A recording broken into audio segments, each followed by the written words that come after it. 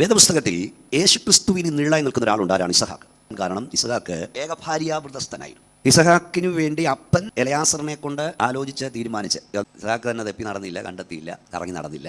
ഇസഹാക്ക് സ്വസ്ഥമായിരുന്നു, പ്രാർത്ഥിച്ചു. അബ്രഹാം മകന് പ്രായമായപ്പോൾ എലയാസറിനെ വിട്ടു കല്യാണം ആലോചിക്കാൻ. അമ്മമാരോട് ഞാൻ പറയട്ടെ, മക്കൾക്ക് പ്രായമാകുമ്പോഴേ ഒന്ന് കരഞ്ഞു പ്രാർത്ഥിച്ചോണം, കല്യാണം ആലോചിച്ചോണം. അവർ തന്നെ തിരഞ്ഞെടുക്കേണ്ട വരുത്തരുത്. അബ്രഹാം വെച്ച ഒരു വ്യവസ്ഥ, ചുറ്റും പാർക്കുന്ന കനാന്യ കന്യകമാരിൽ നിന്ന് ആര്യം എടുക്കരുത്, എൻ്റെ ദേശത്തോട്ട് പോകണം എന്ന് പറഞ്ഞാൽ ഉടനെ എലയാസ് ചോദിച്ചു, പെണ്ണ് ഇങ്ങോട്ട് വന്നില്ല, എന്ത് ചെയ്യണം? അബ്രഹാം പറഞ്ഞു, കൊച്ചിയോട്ട് വന്നില്ല, കുഴപ്പമില്ല, എൻ്റെ മോനെ അങ്ങോട്ട് കൊണ്ടുവരുത്. ഇത് തീരുമാനമായിരിക്കണം. എന്താണെന്നറിയാമോ? എൻ്റെ മോൻ പെണ്ണ് കെട്ടിയില്ലെങ്കിലും രക്ഷിക്കപ്പെടാത്തത് വീട്ടിൽ വരരുത്. എൻ്റെ മോളെ കെട്ടിച്ചില്ലെങ്കിലും ഗുണപ്പെടാത്തവൻ്റെ കയ്യിൽ എൻ്റെ കുഞ്ഞല്ലരുത്. മാനസാന്തരപ്പെടാത്തവനെ എൻ്റെ വീട്ടിൽ വരരുത്. ദൈവഭയമില്ലാത്തത്, അപ്പനും അമ്മയ്ക്കും വെള്ളം കൊടുക്കാത്ത വീട്ടിൽ വരരുത്. രണ്ടാം തവണ ചോദിച്ചു, കൊച്ചു വന്നില്ലെങ്കിൽ എന്ത് ചെയ്യണം? അബ്രഹാം പറഞ്ഞു, എന്നെ ഇതുവരെ നടത്തിയവൻ എൻ്റെ തലമുറയെ കൈവിടില്ല, ഇതുവരെ എന്നെ കൊണ്ടുവന്നവൻ എൻ്റെ തലമുറയ്ക്ക് വേണ്ടി കരുതും. യേശുവിന്റെ നാമത്തിൽ പറ സഹോദരി, എന്നെ നടത്തിയ ദൈവം എൻ്റെ തലമുറയെ നടത്തോ. എന്നെ ഇതുവരെ കൊണ്ടുവന്നവൻ എൻ്റെ തലമുറയെ കൈവിടില്ല, എൻ്റെ തലമുറയ്ക്ക് വേണ്ടി കരുതും.